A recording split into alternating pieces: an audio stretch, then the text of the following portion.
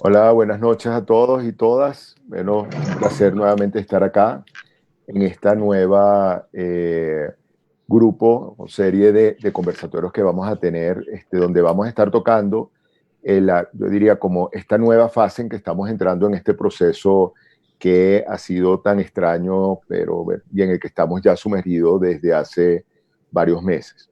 Un poco dentro de lo que se ha llamado la nueva normalidad. Es como ya ha pasado suficiente tiempo como para encontrar ciertos elementos de adaptación, y dentro de esa adaptación han ido apareciendo hábitos, dinámicas, cambios importantes en la forma de vincularnos, en la forma de relacionarnos, que no sabemos hasta qué punto van a quedar.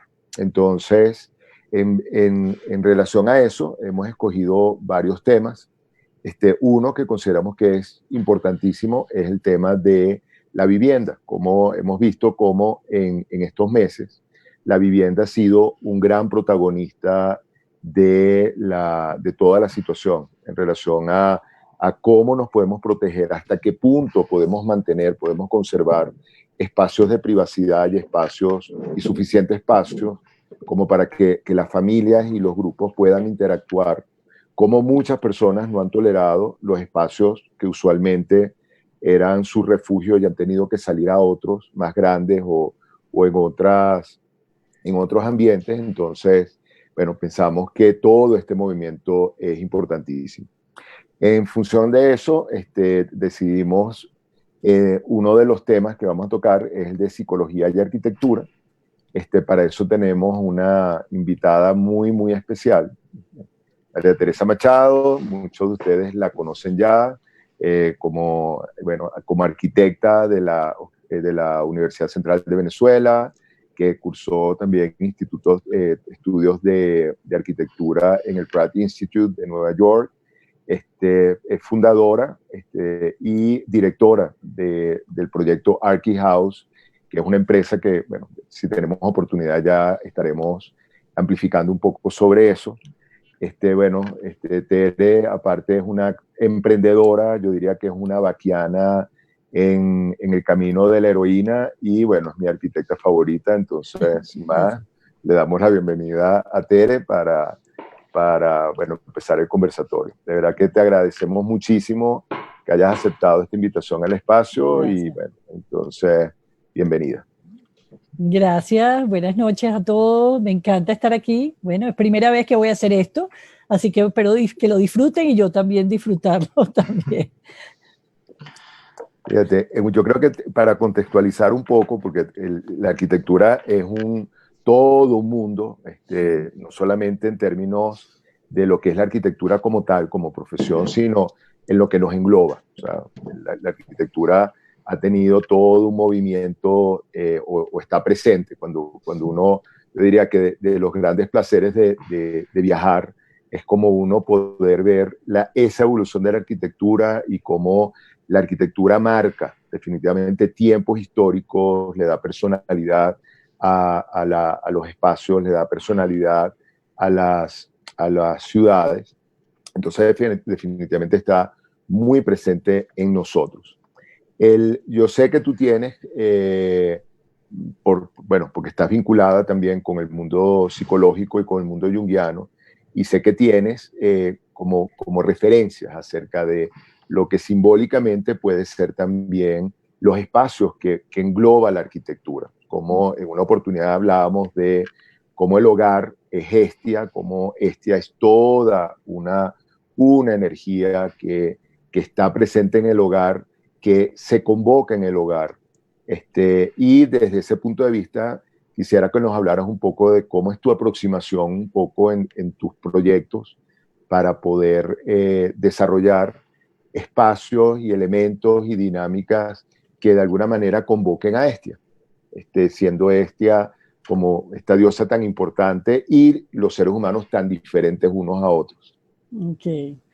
Bueno, realmente cuando yo voy a hacer una remodelación o una casa, yo me reúno con los clientes y mi aproximación es tratar de conocer alrededor de qué gira el alma o la vida de esa pareja o de esa familia o de ese soltero para hacerle, para que la casa gire alrededor de la actividad que lo hace él feliz. O sea, para mí el sentido de Hestia es encontrar el alma alrededor de lo que gira el movimiento de la vida de la persona que habita ese espacio.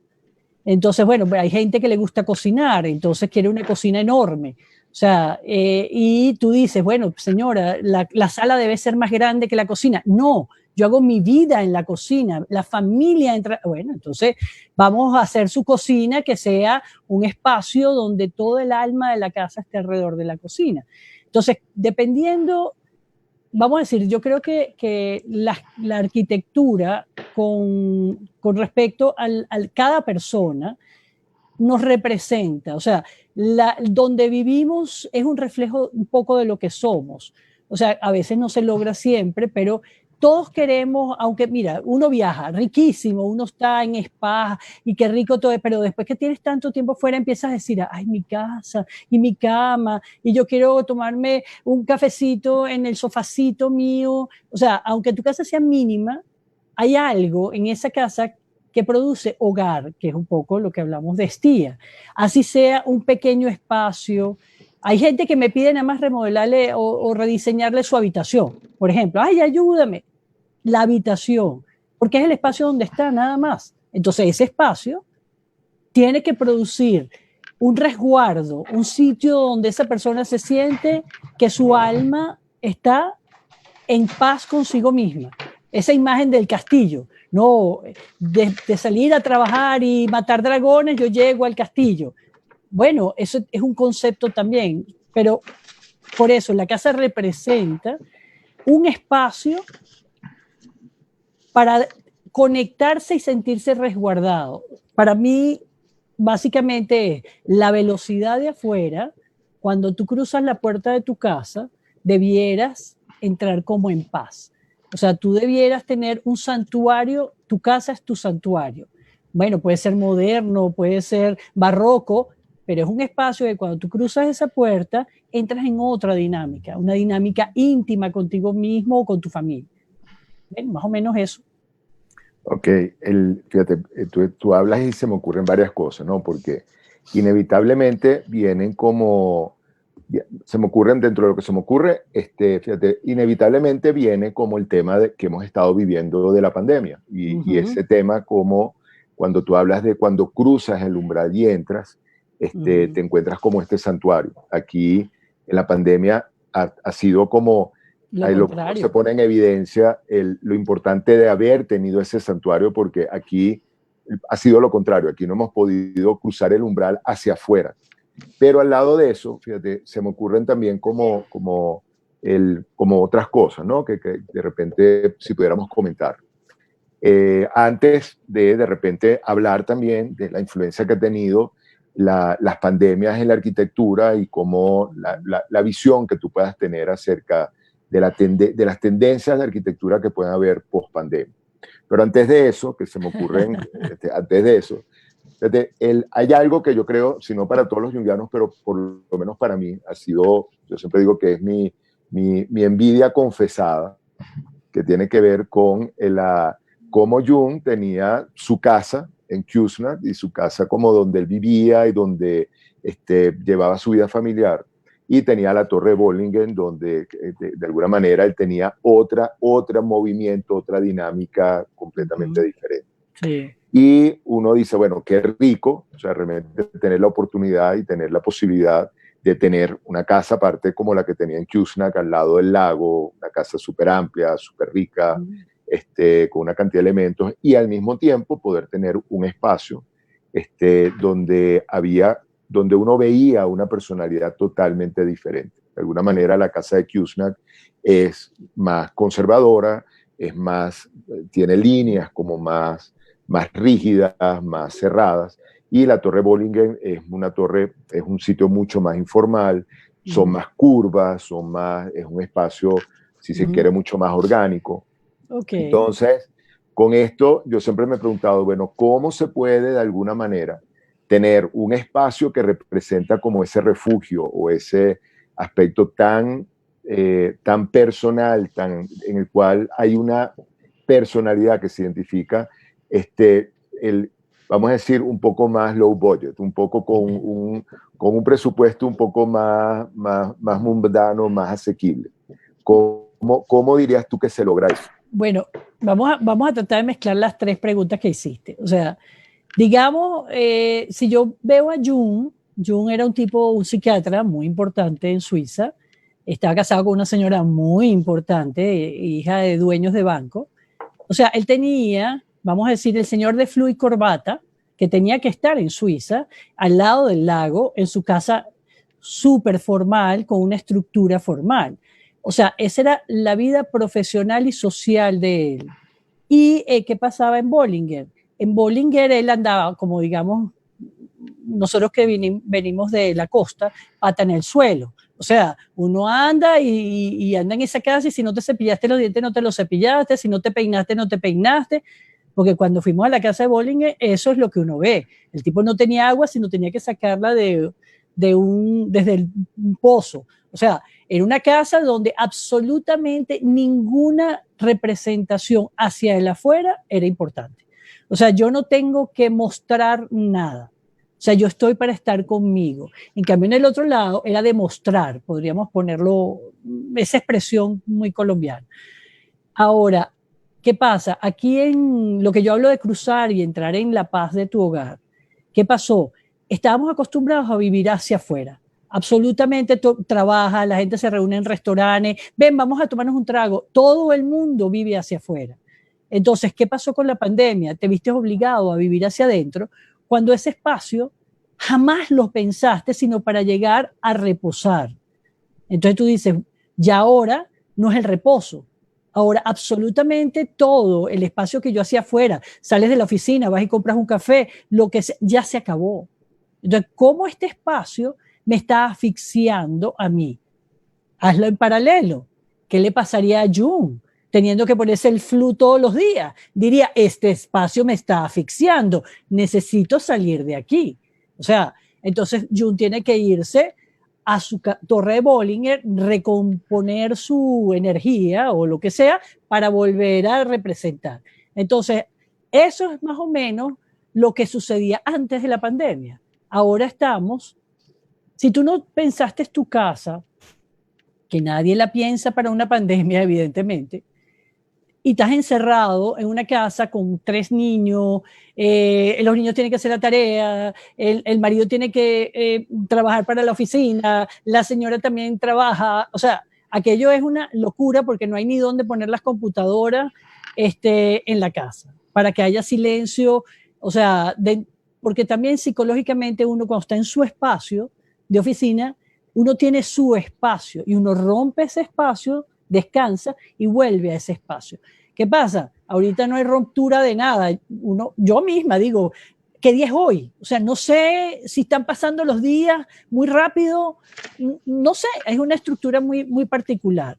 Y la otra, lo que hablamos de que si las pandemias duran en el tiempo, hay una transformación en la arquitectura. En la historia se ve que en la modernidad sale, o sea, Walter Gropius, Alvar Aalto, todos estos grandes arquitectos alemanes, después de las pandemias que hubieron, empezaron a hacer escuelas que se llamaban las escuelas abiertas, porque tenían puertas ventanales enormes. O sea, ¿por qué? Porque entonces los vacilos se quedaban dentro de la escuela y entonces respiraban aire que estaba mal. Empezaron a diseñar muebles, porque entonces, como no se sabía por qué se contagiaban de tuberculosis o de cólera, hay varias que han pasado.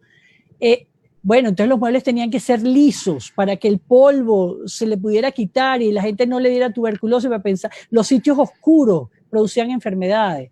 Los muebles barrocos con mucha trabajado producían enfermedades.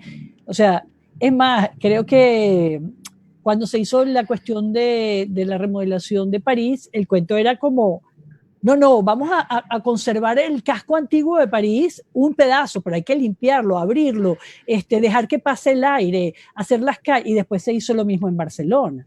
Pero era así como que cualquier cosa que tú quisieras criticar de eso, no es un espacio tuberculoso. O sea, se volvió hasta como, estos arquitectos usaban ese término, ¿ok?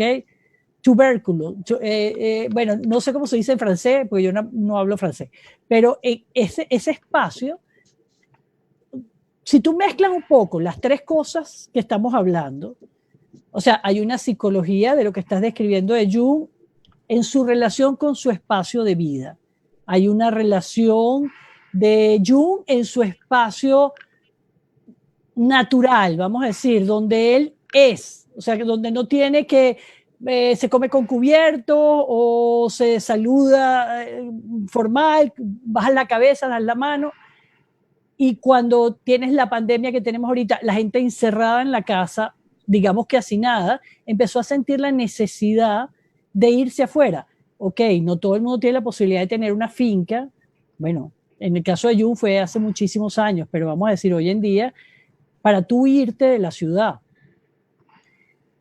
Entonces, ahí se pone dos cosas en manifiesto. Yo he tenido muchos comentarios de que la gente está remodelando sus apartamentos para hacer espacios, reformar esos espacios para hacerlos posibles para habitar. También tengo amigas que son corredoras de bienes raíces que me dicen que todo el mundo está ahora, nada más quieren apartamentos con terraza, terraza y balcón, terraza y balcón, terraza y balcón. O sea, la necesidad de poder ver hacia afuera, del que el verde entre a tu vida, o sea, de que no es que la ciudad sea una cosa ortogonal asfixiante, como Nueva York, por ejemplo. Bueno, Bogotá no tiene una escala de edificios tan alto y es muy agradable porque son edificios pequeños, pero es una ciudad densa de población. O sea, la gente necesita ir a los parques, porque si no, no tienes esparcimiento. Creo que ahí, no sé si uniendo esos tres conceptos, pero lo que estamos es cocinando una idea, porque todavía no sabemos a dónde vamos realmente esto. Okay. Fíjate, lo que te digo son varias cosas, ¿no? Uno es como la casa como un elemento que permite la autorregulación de muchas cosas, ¿no? La autorregulación de la psique individual, la autorregulación de una dinámica de pareja o de una dinámica de familia. Por otro lado, es como el hacer conciencia de las funciones que tiene la casa y la construcción o el diseño de la casa. O sea, por lo que tú comentas, hay una función de conectarme con aspectos muy profundos que es lo que podemos llamar alma. Tiene una función, si se quiere, pero que tiene que ver con lo anterior, con la autorregulación de la psique, que pudiéramos decir que está muy vinculado, que está muy relacionado con lo que pudiéramos llamar la salud mental. Ajá. Y tocas un elemento que creo que es interesante, que es el tema también de la salud física, o sea, de alguna manera como los espacios que yo escojo, los espacios que yo necesito, pueden también influir o pueden cuidar, vamos a decir, la salud física. Por ponerlo me recordaba de personas que de repente eran asmáticas muy severas de pequeñas y de alguna manera, cuando tenían que diseñar espacios, diseñaban espacios un poco a eso. Y de ahí hasta, obviamente, lo que uno ve más, cada vez más, como los espacios de arquitectura, los espacios arquitectónicos están de alguna manera adaptados como a las personas con o discapacidad, una discapacidad muy móvil, particular, la discapacidad móvil. Una discapacidad que tiene que ver con el deterioro y con el envejecimiento. Entonces, como cada vez más hay como una cierta conciencia acerca de eso. Ahora, en base a eso, y un poco preguntándonos sobre ese tema de la autorregulación, ¿cuáles serían, cuando comentas tú, que te llega un cliente, que te lleva a su espacio y que te dice, mira, yo quiero remodelar este espacio, o te lleva a un terreno y te dice, oye, yo quiero construir algo aquí? ¿Cuáles son los elementos que en eso que tú comentabas de lo que tú captas en la persona, en el alma, en esto? ¿Cuál dirías tú que son los elementos que tú introduces, pones en tu receta para que se presente o un poco para que se favorezca esa autorregulación? Bueno, para mí una de las prioridades que siempre ha sido es que La arquitectura debería ser como un elemento, como un puente conector entre el objeto que es obra y la naturaleza. Entonces, para mí es obligatorio o necesario que cada vez que yo abra una puerta, el fondo de esa puerta sea una ventana, que es un ojo al verde, un ojo al azul, un ojo al afuera. O sea, porque para mí las ventanas tienen que, o sea, son la manera de que tú introduces la naturaleza dentro de la casa. Entonces, vamos a ver, de repente, mis primeras conversaciones con los clientes tienen que ver como, ¿qué necesitas? O sea, ¿cuáles son tus necesidades? Hay unas necesidades funcionales básicas, o sea, somos una familia, esposo, esposa, tenemos 3 niñitos, aquí hacemos esto y esto. Entonces, ya yo me pongo a conversar con ellos. Vamos a decir, ajá, tú quieres un walk-in closet, o sea, es una bobada como un walk-in closet. Ajá, pero tú eres ordenada y le pregunto al marido, ¿tú eres ordenado? ¿Quieres que las cosas se vean o no se vean? Entonces el marido dice, yo amo el orden y esta mujer tira todo en ese closet, un horror. O sea, tú me tienes que poner puertas, yo no puedo ver eso. O sea, si yo entro a ese walking closet y encuentro ese porquería, o sea, vamos a vivir peleando. O sea, esas cosas tú las cuidas para tu cliente. O sea, pero eso va sacando tú esa información dentro del conocimiento. Un cliente me dice, no, yo quiero 2 lavamanos y el de ella bien lejos, porque todo ese poco de frascos que tiene no lo soporto. Yo tengo 2 cositas, nada más, en mi lavamanos. O sea, hay cosas así que perturban la paz y quitan la armonía y son cosas simples de solucionar en una cotidianidad. Vamos a hablar, eso es como cuando estás hablando de ya la parte interior de la casa, porque digamos, yo tengo bueno, vamos a decir home, ¿ok? Casa y hogar, ¿ok? Para mí, el interior de la casa es el hogar, el alma, ¿ok? Y la parte de afuera es como una personalidad, es tu personalidad. O sea, la parte de afuera es lo que muestra. Si es un apartamento, entonces la sala, el comedor, eso es lo que tú muestras. ¿No? Tus cuartos ya es una parte más íntima. Y así, o sea, para mí hay una parte que es pública y una parte que es privada.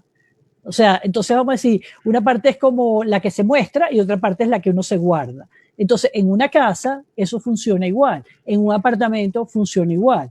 Entonces uno va de ahí armando la psicología del cliente y de sus necesidades. Porque por más extrovertidos que sean, vamos a decir, yo tengo hijos, pero a mis hijos les gusta hacer rumba, ¿ok? Entonces, a mí me encanta ese concepto de que hay un puente, o sea, hay un espacio que separa el área social del área privada. Entonces, cuando tú te trancas en tu cuarto, los niños pegan gritos y arman su rumba y tú no los escuchas. Por el otro, o sea, ese es como decir un cordón. Y lo otro, que es la mezcla de estía, que yo trato de venderla, no se vende siempre, que nosotros los latinos y los españoles tenemos el patio interno, alrededor, como el fuego de estía, alrededor de donde se dan todas las actividades. Entonces, si es una casa, a mí me encantaría que tuviera un patio interno. Bueno, las condiciones físicas de los terrenos a veces no dan esa oportunidad. Entonces tú tienes que buscar que el área social produzca ese espacio alrededor de donde se da en los encuentros, ¿ok? El feeling de la familia, no que cada quien esté metido en un cuarto con la puerta trancada, sino tratar de buscar un espacio donde esa familia se encuentre. No creas que yo la trato de vender, hay gente que me la compra, hay gente que no me la compra, pero ese es el concepto mío de tratar de hacer hogar, ¿ok? Ahora, fíjate, yo te oigo y creo, y oigo un poco a los Jung hablando, ¿no? ¿Cómo aterrizamos eso? O sea, porque en esta casa con el corredor y con el puente pero ese no es el común. El común tenemos un apartamentico así. O una casa en una población que es una casa más pequeña, una casa, si se quiere, como con menos espacios o con menos desarrollo como casa. Entonces, en ese sentido, como dirías tú, que se busca esa autorregulación, que se logra esa autorregulación. Porque hay algo que yo, y fíjate, yo creo que es interesante esto que estás comentando, porque hay la fantasía, y yo la compartía por mucho tiempo, que era hablar de arquitectura o entrar en la arquitectura era algo que era muy costoso y era solamente para, de alguna manera, para personas que tenían ciertos privilegios, ¿no? Lo que yo he aprendido, y creo que lo he aprendido mucho contigo, yéndote a ti, es que la arquitectura se ve y se ubica sin muchos, tampoco sin muchos recursos y sin muchos espacios.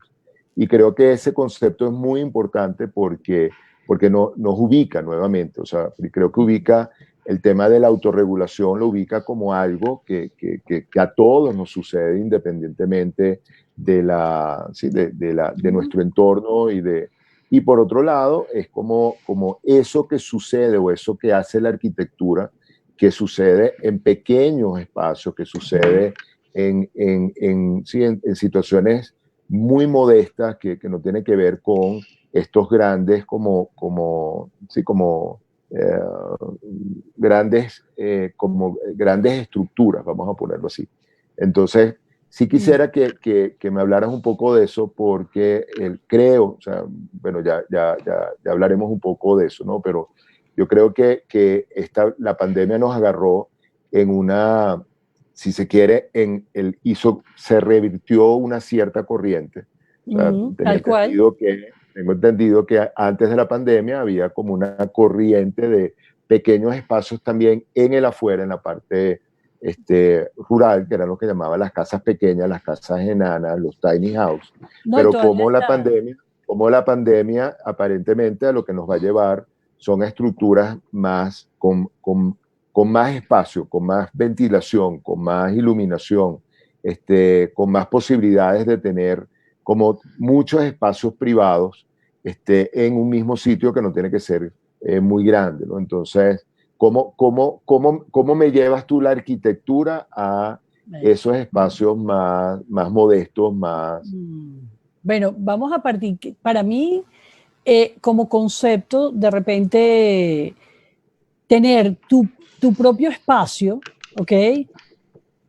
Para mí, cuando yo te pregunto qué para ti te da confort, o sea, de repente el confort para ti es una cocina, aunque es mínima, es que tú puedas poner la mano aquí y abrir una gaveta y sacar de ahí todo lo que vas a usar para cocinar. O que tu closet sea ordenado. O sea, hay cosas pequeñas que te producen a ti confort, que ese es tu lujo que tú te das.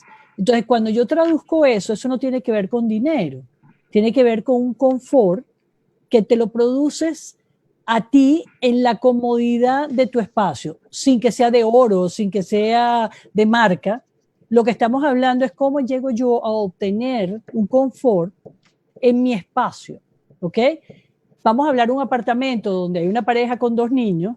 ¿Cómo hacemos que el marido pueda trabajar y tener confort, la esposa? ¿Cómo entendemos ese espacio para dar esos pequeños espacios? Y por el otro lado, de repente hay otra cosa que tú no comentaste que a mí me parece que ha sido importante. Ha habido una nostalgia de las reuniones familiares, de los encuentros en grupo, que está haciendo falta. Entonces, de repente, vamos a terminar viviendo en villas familiares, o sea, o compounds familiares. No sé si esto se alarga, ¿no? Yo no sé si esto tenga una trascendencia tan grande. La necesidad actual es que como somos inmediatos, porque la mentalidad de nosotros ha cambiado, porque vamos a hablar, Gropius, Álvaro Aalto, todos estos arquitectos eran de una época de los años 50, o sea, a una velocidad diferente. Nosotros somos de la época del Internet, todo es inmediato. Entonces, ¿qué pasa? La gente estoy encerrado, estoy agobiado, solucioname. O sea, yo ahorita no puedo estar encerrado aquí porque me estoy agobiando. Entonces, o le haces un tiny house, o sea, que ese es el proyecto que tenemos en ArchiHouse. Bueno, no tenemos el tiny house todavía, pero el día de hacer una casa modular, que la puedas hacer en el campo, que la puedas construir en 6 meses, hace que tú tengas esa solución lo más rápido posible que pueda. Pero mucha de la gente se está queriendo ir de la ciudad porque se dio cuenta de que no soporta vivir hacinado en un edificio porque ya no es el vecino no lo veo nunca, porque tú sales todo el día a trabajar. No, ahora el vecino que hace ruido, que el niñito llora, que el perro, o sea, yo me quiero ir de aquí. ha pasado eso. O sea, yo te digo que para mí la idea de poderle dar a un cliente una solución es tratar de comprender qué necesita él, que lo haría a él sentir confortable. O sea, que él diga, wow, o sea, como cuando tú te acuestas, no sé, en un colchón súper mullido y tú dices, ah, o sea, esa sensación puede ser cuando se ducha. Yo quiero una ducha transparente, que mi baño, aunque es de este tamaño, sea un spa. O sea, que cuando yo entre, yo vea que es como un spa. Entonces, bueno, esa fantasía del cliente, tú se la alimentas y se la solucionas, y cada vez que él abre esa puerta y entra a ese baño, él cruza esa puerta y él entra a un spa, ok, es un spa de 1x1 o de 5x2, X, mínimo, pero él trasciende a otro espacio que tiene su fantasía, que le alimenta su fantasía. Eso es lo que yo trato de darle a mis clientes, realmente. Fíjate, y yo te oigo y creo que algo que empieza a surgir es como un poco como como la imagen de la magia, ¿no? Es como se hace magia donde yo tengo me venía bueno, suena un poco, puede sonar un poco infantil, pero es como la imagen de Cenicienta donde Así. a través de la magia, entonces una tetera se transforma en una situación, otra cosa, los ratones se transforman en los lacayos, la calabaza se transforma en el carruaje, como lo que te oigo es como con pequeñas cosas y sabiendo cómo colocar, sabiendo cómo traducir un poco la fantasía, como dices tú, que tienen las personas, se puede transformar o se puede dar un elemento de transformación, entre comillas, mágico, ¿no? Un poco que yo creo que esa es aterrizado psicológicamente, es realmente la verdadera como sentido y simbolismo del mago. El mago es el que tiene un cierto conocimiento, que ve lo que las otras personas no ven, logra captar en lo invisible elementos que utiliza para transformar lo que está en ese entorno, lo que está natural. Yo creo que gracias, qué hermosa imagen, muy linda, gracias. Muy bella. Bueno, yo creo, y creo que es importante nuevamente lo que comentamos mucho en el espacio, ¿no? Que aquí lo que tratamos es de hacer conciencia y poder ver lo que muchas veces nos rodea y no logramos como nombrar, no logramos identificar. Y creo que en ese sentido, el poder como traducir nuevamente los terrenos diferentes, el terreno de la arquitectura, el terreno de la cultura, el terreno del arte, bueno, cómo eso lo podemos ubicar dentro de la psicología y darnos cuenta que tiene una función en la psicología, creo que es importantísimo. O sea, acabas de hacer que me acuerde como de una imagen, o sea, ¿qué tip le podría dar yo a una persona? Es pensar, o sea, tú estás encerrado en tu apartamento, ¿qué te podría dar confort del espacio? O sea, si la gente realmente hace paz consigo mismo y encuentra, es que yo necesito un pequeño espacio para meditar, para leer, o sea, necesito un espacio de silencio.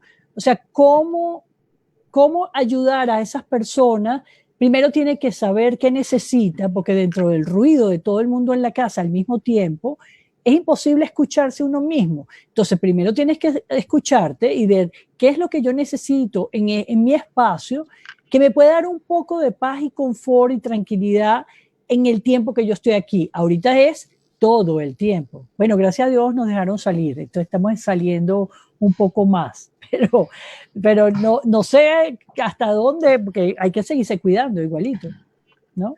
Y te oigo y creo que lo que me vienen son como soluciones que de repente están a la vista y uno las utiliza aparte, las utiliza de manera a lo mejor inconsciente o irracional, pero que están allí. Se me ocurre, por ejemplo, un espacio donde yo simplemente me retiro a oír música con mis audífonos y hay un ambiente que yo recreo y que puede ser cómo se va como construyendo ese pequeño espacio con pequeños elementos, como Sí, una fotografía, un color de pared, un cojín agradable, o sea, y con uno por uno hiciste ese espacio. O sea, No necesitas construir un cuarto de repente, pero si puedes, de repente, mira, te compras un pedacito de grama artificial de 1 por 1, lo pones en una esquina del cuarto, pones unas piedras y estás en una especie de parque fantasioso tuyo. O sea, la cosa es hacerlo con gusto, con cuidado, para que eso funcione. Bueno, no sé si tenemos algunas preguntas o comentarios, Felipe. Ok, muy bueno. Muchas gracias por sus intervenciones, Tere y Eduardo. Aquí los han saludado muchísimo desde el chat. Ha habido una audiencia muy conectada. Ajá. Antes de proceder con unas preguntas, y invito a la audiencia que vayan escribiendo sus preguntas, pues me gustaría hacer un pequeño aporte y luego unas preguntas. Okay. Me parece, creo que es importantísimo como destacar la importancia arquetipal que ha tenido el hogar, ¿no? Como humanidad, como patrimonio psíquico y como patrimonio estructural, por así decirlo. Uno ve y ve que el hogar tiene tanta riqueza arquetipal que, por ejemplo, los griegos, efectivamente, estaba Hestia como Hestia está muy relacionada con la llama, y hogar viene de hoguera, y era el círculo donde todo el mundo se reunía como para generar darle vida al hogar, ¿no? Nutrirlo, darle alma. Y efectivamente, pues Hestia tenía este dominio, pero uno se da cuenta que incluso Zeus era el que comandaba o tenía el dominio sobre las estructuras y el patio donde se podía ver el cielo. Hécate o Jano eran los que tenían el dominio de las puertas, Hermes el de los corredores. Entonces hay tanta riqueza, hay tantos mundos. Concha, esa simbología, pásamela, yo no la tengo. Buenísimo. Vale. Sí, entonces decusan una gran cantidad de dominios arquetipales en lo que es la casa, lo que es la vivienda, y el hogar siendo como el corazón del mismo. En la mitología celta uno se da cuenta que en el hogar hay una cantidad de seres, goblins, gremlins, hadas, que incluso la manera de relacionarse con esos seres era dándoles un hogar afuera para que no se metieran al de uno. Entonces hay una riqueza simbólica y mitológica del hogar que creo que no se acaba. En Egipto, por ejemplo, era Bastet, los gatos que los libraban de alimañas, pero era la diosa gata la que cuidaba constantemente el hogar.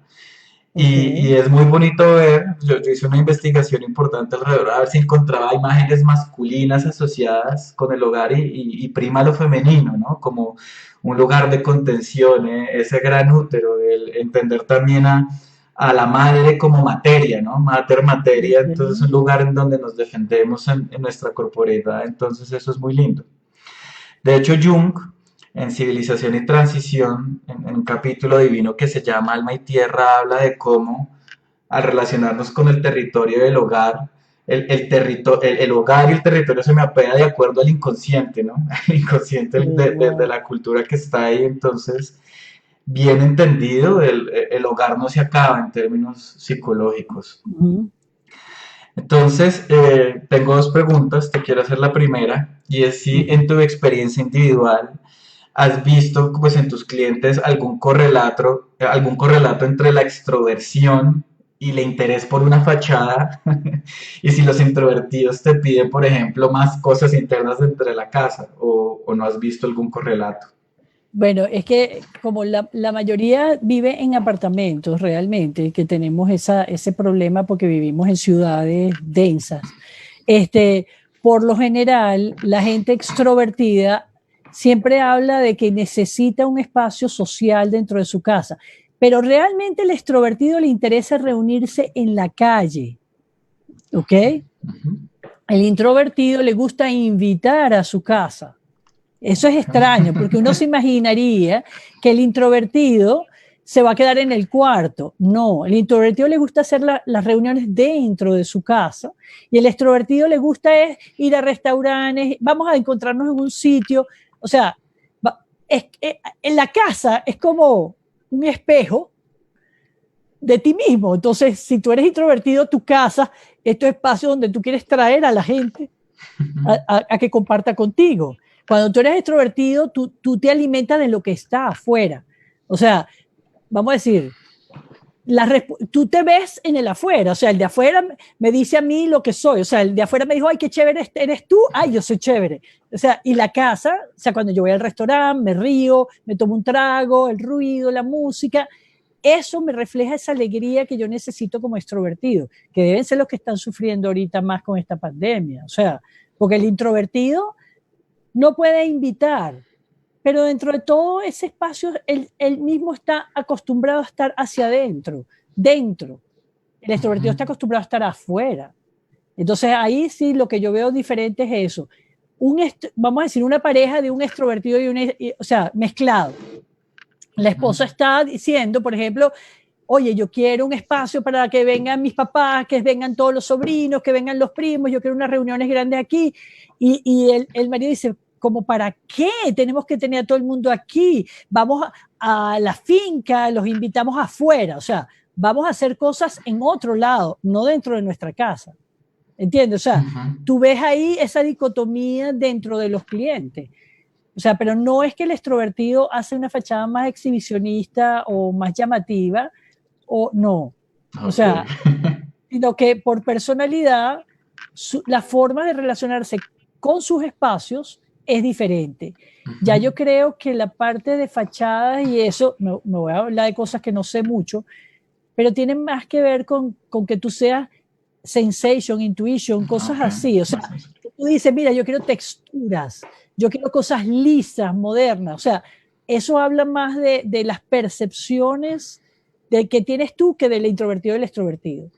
O sea, eso es diferente en la forma en que se relacionan con los espacios.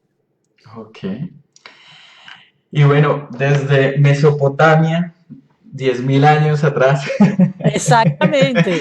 Pero si tenemos las cavernas, el primer hogar alrededor, después las cavernas, y así fuimos haciendo cubiertas, después hicimos pueblos, y nos agrupamos alrededor de nuestros muertos. Por eso fue que salieron los pueblos, porque no queríamos dejarlos muertos, o sea, dejamos de ser nómadas para no dejar los cuerpos de nuestros muertos abandonados. Y así nos fuimos estableciendo.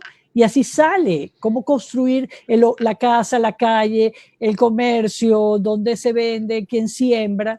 Es un poco cómo vamos evolucionando después que nos establecimos, dejamos de ser nómadas. Wow, eso está interesantísimo. Y algo que alguna vez yo leí es que desde Mesopotamia, que estaba entre dos ríos, el Tigris y el Éufrates, en un determinado momento hubo el problema del espacio, para dónde nos expandimos. Entonces, desde ese entonces ya había surgido la estrategia de ir para arriba, ¿no? Como forma de expansión, exactamente. Mi pregunta es, ya es cuento viejo la verticalidad, pues hacia arriba, hacia superficie. Yo te pregunto, ¿tú ves viable que en un futuro cercano o lejano podamos expandirnos, sea hacia abajo y sin generar una sensación de asfixia o de que estamos viviendo en el Hades? ¿Ves eso posible gracias a la ventilación, la iluminación, no sé? Bueno, tecnológicamente absolutamente todo es posible. No estás viendo este señor que se fue para Marte y o sea, tecnológicamente todo va a ser posible.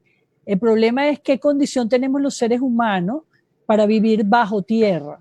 O sea, si nosotros hiciéramos jardines ficticios, todos los subterráneos, de repente la naturaleza, contemplar esa naturaleza y con una luz artificial que simule la luz natural, te hace funcionar, pero yo no sé hasta cuántas generaciones puede hacer funcionar eso, ¿entiendes? Sin salir a la tierra. Pero tecnológicamente yo creo que, o sea, absolutamente todo tiene una tendencia a ser posible tecnológicamente. O sea, los robots, o sea, ¿quién había dicho que los videoporteros? Eso en videoporteros no existía, sino en los Jetsons. O sea, no sé si los supersónicos. Los supersónicos, ¿entiendes? Entonces tú dices, hoy en día cualquiera lo puede tener en su casa.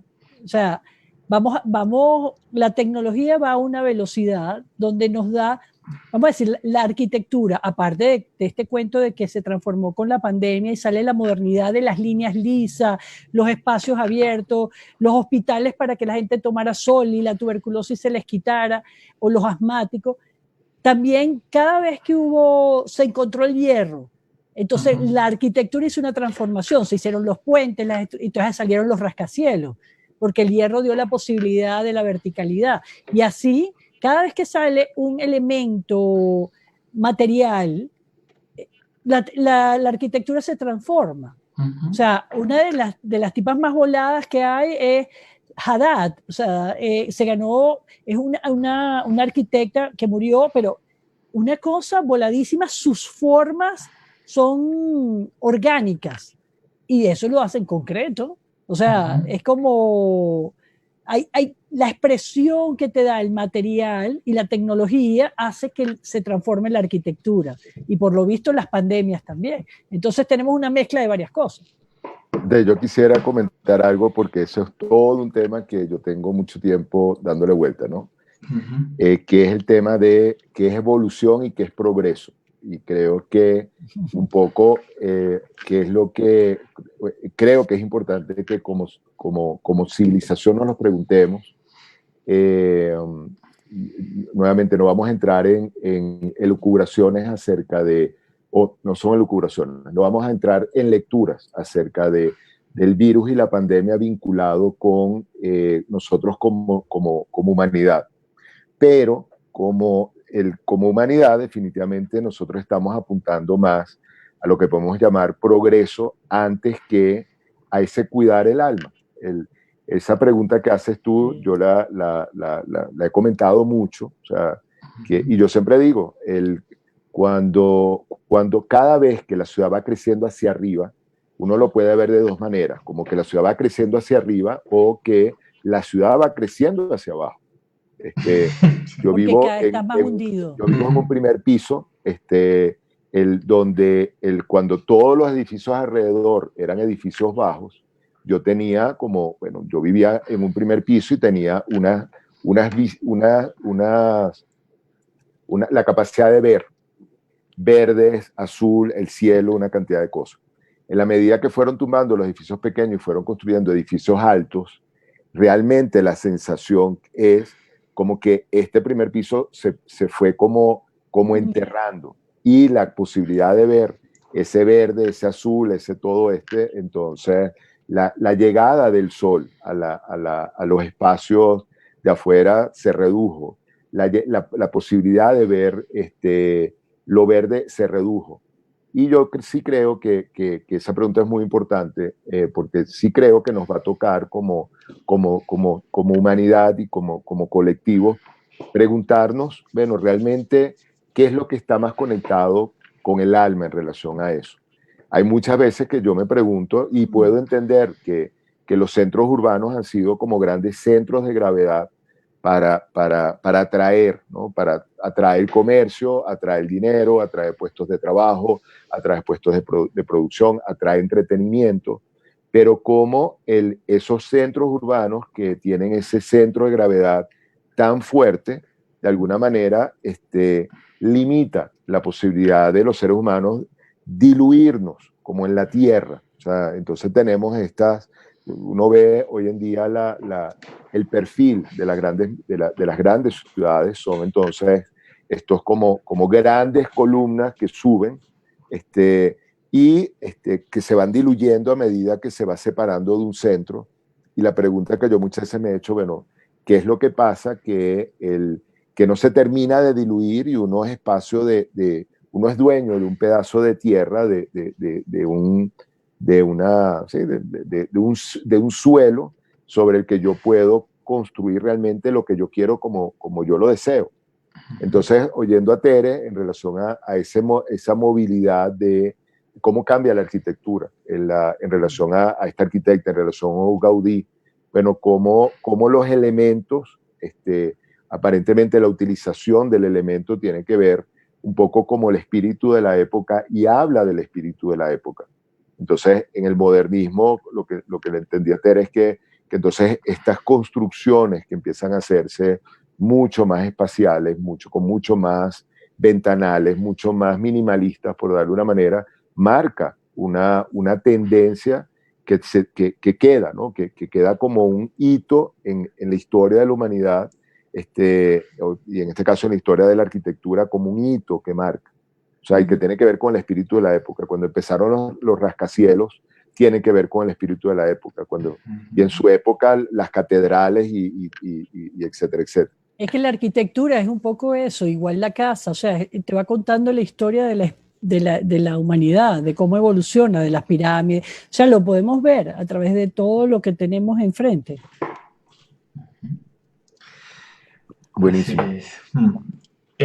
Bueno, Dalia Ederi pregunta que si podemos amplificar un poco el tema de la diosa. Creo que a razón de un poco del comentario que traje Sí. respecto a lo mitológico. Ajá. Entonces, creo que no es solo la diosa, ¿no? Son las diosas, la gran cantidad de manifestaciones femeninas arquetipales. A mí me llamó, haciendo este proceso de investigación, me llamó muchísimo la atención que yo pensé que la mayoría de las diosas del hogar iban a tener un elemento muy relacionado con la tierra, con la estructura, Mm, como con el cimiento, y lo mm. impresionante es que se relacionan es con el fuego. Es con La, el la, fuego. la Ujú. llama de Hestia estaba por lo general en el centro de las ciudades, era una llama que siempre tenía que arder igual que el hogar. En Y lo tenía que céltico, estar en la puerta de la casa ujú, también. O sea, que iluminar la puerta de la casa. exactamente. Uno en los celtas encuentra a Brigid, que es una diosa del sol, del fuego. Bastet tenía otro aspecto que era Sekhmet, y era el fuego. Por ejemplo, si uno mira en los nórdicos, está Frigg, que es la reina de las diosas, era una diosa enteramente del hogar y de los secretos.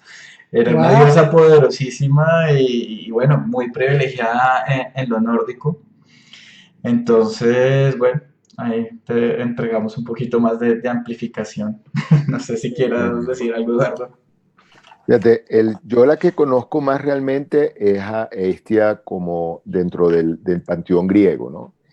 Y cuando algo bueno, yo comento mucho y que para mí me sirve mucho es como poder ver las representaciones arquetipales, que son primero que diferenciar que una cosa es la religión griega, el vínculo que tenían a nivel religioso los griegos con cada una de estas, eh, para ellos, deidades, y cómo lo podemos interpretar siglos después como expresiones arquetipales. Uno primero haciendo esa diferenciación. Entonces, ubicándonos en el ahora, cómo arquetipalmente estos dioses representan posibilidades, representan patrones. Y cómo podemos ver que muchos de estos patrones hablan también de funciones de lo humano y de momentos históricos del humano. O sea, cuando uno estudia como la representación arquetipal de cada dios, uno va viendo cómo habían dioses que están muy vinculados con las fuerzas de la naturaleza, o sea, la lluvia, el rayo, el trueno, los fenómenos o los milagros de la naturaleza, que germine algo del suelo. Pero a medida que vamos viendo cómo se van complejizando en la evolución humana, vamos viendo que, como decía Tere, del nomadismo pasamos al sedentarismo, y el sedentarismo empieza una división de funciones. O sea, de alguna manera están los que se quedan cuidando lo que hay y los que salen a buscar la comida, a explorar. Dentro de los que se quedan están los que se quedan para proteger, y hay otros que se quedan para cuidar. Entonces, por eso yo diría, por lo menos esa es la interpretación, que muchos de los que se quedaba para cuidar era lo femenino, entre otras cosas porque lo femenino era lo que vivía la gran magia, el gran milagro de un embarazo y un nacimiento. O sea, lo femenino estaba muy vinculado con lo mágico. O sea, la sangre está muy vinculada con lo femenino, bueno, por la menstruación, por el nacimiento. O sea, de alguna manera lo femenino es en lo que se podía evidenciar el sangramiento, un tema que es todo un misterio. Y por otro lado, es el vínculo con ese dar vida, con ese producir vida. Entonces, alrededor de eso empieza como aparecer el cuidado a la tierra, que también originariamente era femenino, o sea, las que empiezan a hablar o las que empiezan de alguna manera a formar los rituales agrícolas son femeninos. Por eso Demeter, la gran diosa madre, la gran diosa de la naturaleza, es femenina, no es un dios masculino. Entonces sí creo que lo femenino está muy alrededor del cuidado, ¿no? En relación a Hestia, yo creo que la gran caricatura o el gran estereotipo, pero que es muy importante, es esa figura de la tía que nunca se casó, pero que hace de sus sobrinos sus hijos.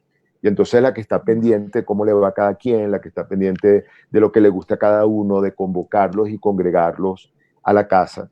Entonces vamos viendo cómo estas representaciones arquetipales uno las puede ver en dos vías. Cómo aparecen como una función de lo humano que se termina como constelizando, y por otro lado, cómo uno empieza a reconocerlo con patrones que nos rodean, que podemos identificar ciertos rasgos de nuestro mundo interior. Entonces, en ese sentido, Hestia era en ese ritual para invocar la función, Hestia era la diosa que se invocaba cada vez que se iba a hacer una reunión. Hestia, cada vez que de alguna manera uno brindaba porque se diera el ambiente, estaba brindando por Hestia. Cuando uno quería favorecer que el encuentro se diera de manera amorosa, se brindaba por Hestia.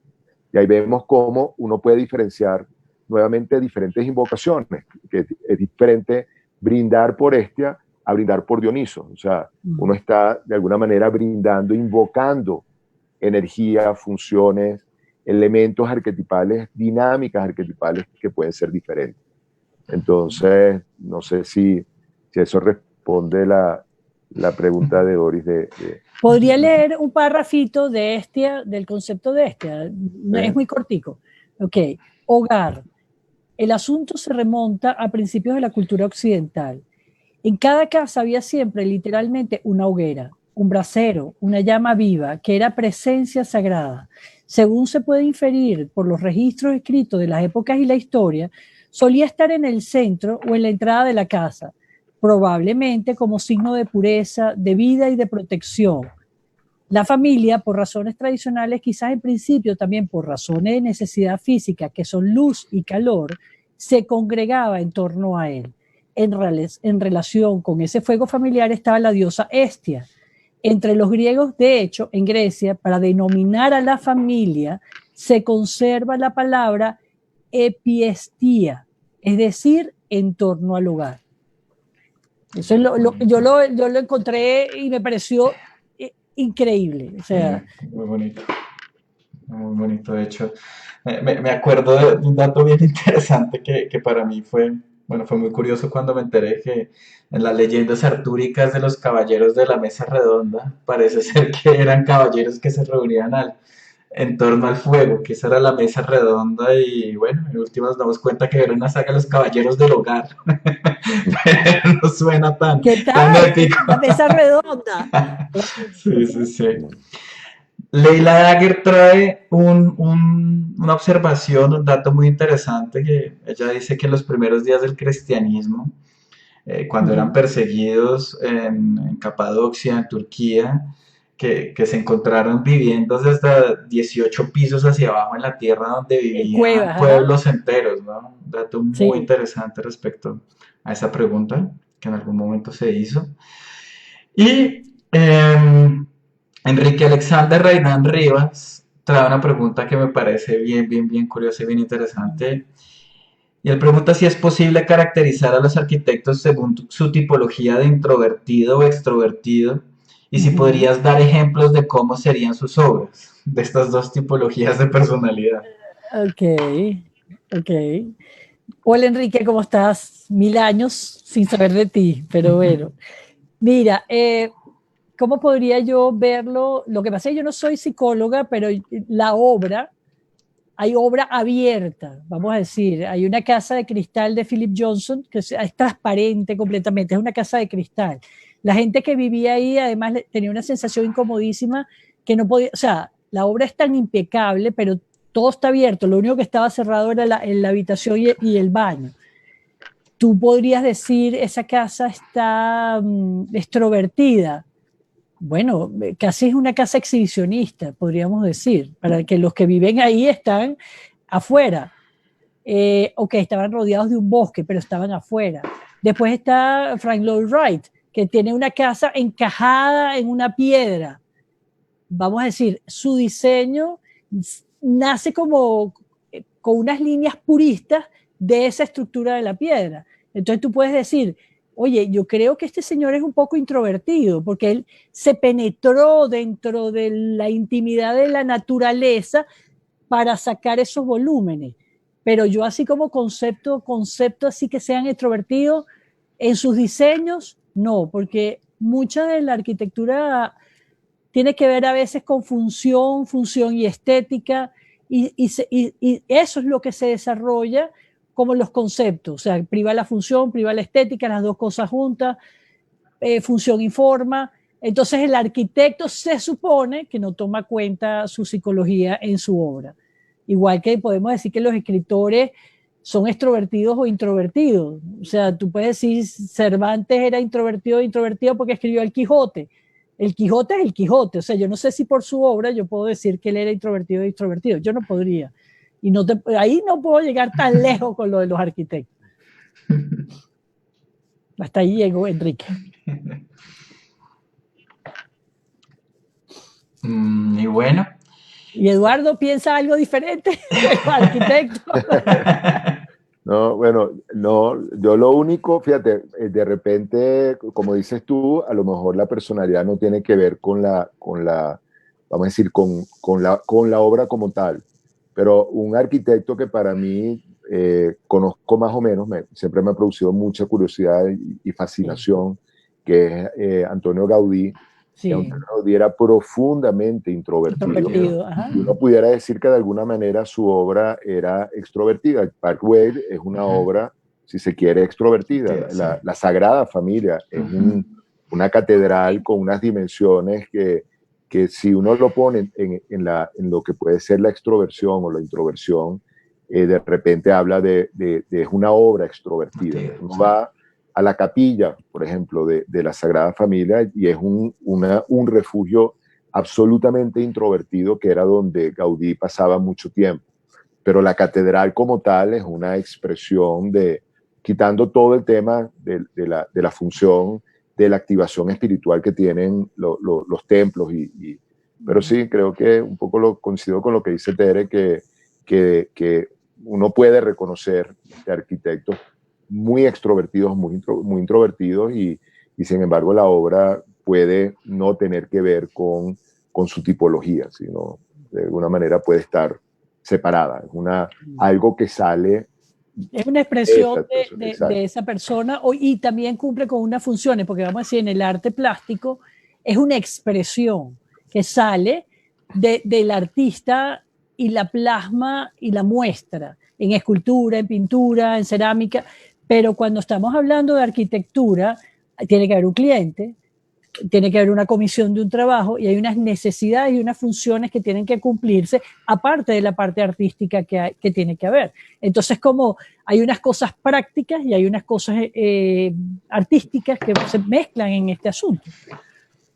Entonces, no podría decir cómo podría definir yo que se muestra esa introvertido y extrovertido en la obra. ¿No? Y bueno, creo que llegamos al fin de las preguntas para el conversatorio de hoy. Entonces, pues le agradecemos muchísimo a toda la audiencia antenada y bueno, a Eduardo y a Tere.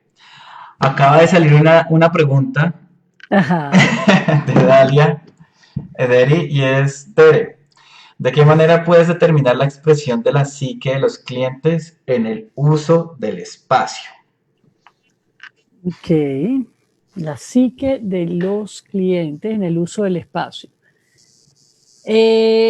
Vamos a decir, quizás cuando ya estás diseñando, pero yo creo que va más en la parte de diseño interior, o sea, cuando el cliente quiere, su prioridad es su habitación, O sea, no es en los espacios exteriores públicos, vamos a decir, sino su espacio íntimo, donde él hace más énfasis, más preguntas.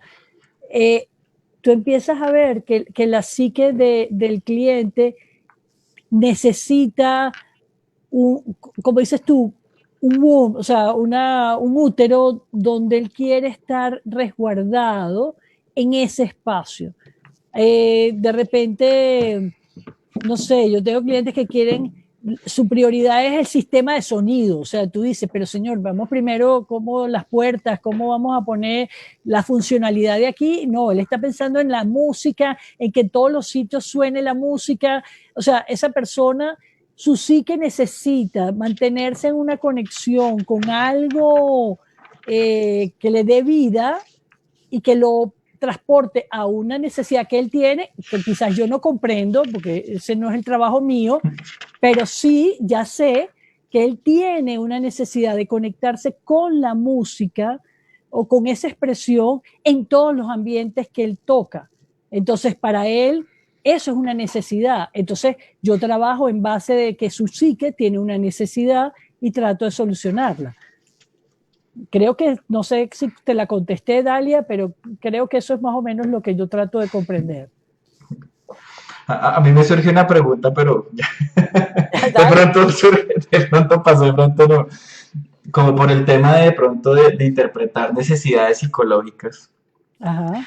¿Qué es lo más exótico que te han pedido a ti como necesidad? Un torreón medieval, no sé, algo que de pronto pudiera decir de una necesidad muy sensorial de la persona o, bueno, extraña, que de pronto pudiéramos jugar con eso. Bueno, yo tengo un cliente que me pidió un baño que fuera todo en piedra, que él sintiera que estaba entrando en una caverna. O sea, yo no lo puedo hacer totalmente, pero tú dices, ¿cómo usted se quiere bañar en una caverna? Ok, momento, déjame ver. O sea, ¿y cómo quieres la luz en esa caverna? O sea, ¿cómo te pones tú ahí en esa imaginación de esa persona que se quiere bañar en una caverna? Como otro cliente que me dijo, o esa es una clienta que me dijo, o sea, yo necesito que mis duchas estén integradas con los jardines. O sea, que los ventanales de las duchas de esa persona son abiertos. O sea, esa persona se baña ahí afuera y punto, no le importa. O sea, y cuando sus hijos llegaron a la casa, no podían. O sea, mamá, ponle un tape a eso, no me puedo bañar ahí, no puedo ni cepillarme los dientes ahí. O sea, son dos personas diferentes, con psicologías diferentes, habitando en una misma casa. O sea, pero tú dices, dentro de cosas extrañas, no creo que me han tocado tan extraños así clientes. ¿No? El de la caverna nada más. Pero bueno, los casos que presentas es muy la reivindicación de lo primitivo, ¿no? Sí, Seguimos teniendo necesidades muy primitivas. Y bueno. Muchísimas gracias, Tere, por aceptar. Ay, chévere. Gracias por invitarme. La disfruté, rico, me la gusté. muy rico. A Felipe, como siempre, muchísimas gracias por el apoyo y por el acompañamiento y poder seguir como toda la parte del puente hermético con la audiencia y bueno, por supuesto ustedes como audiencia que, como siempre les comentamos, este espacio es para ustedes. Pero entonces esperemos que estén atentos a la programación.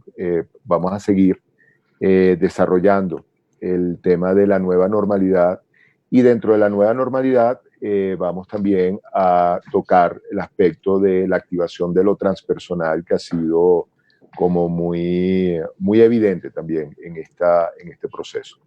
Entonces, bueno, esperemos contar con ustedes para seguir de alguna manera moviéndonos, para seguir preguntándonos, para seguir reflexionando. Y bueno, nos despedimos entonces ya y nos vemos el miércoles que viene. Muchísimas gracias. Hasta luego. Chao, gracias por todo. Chao.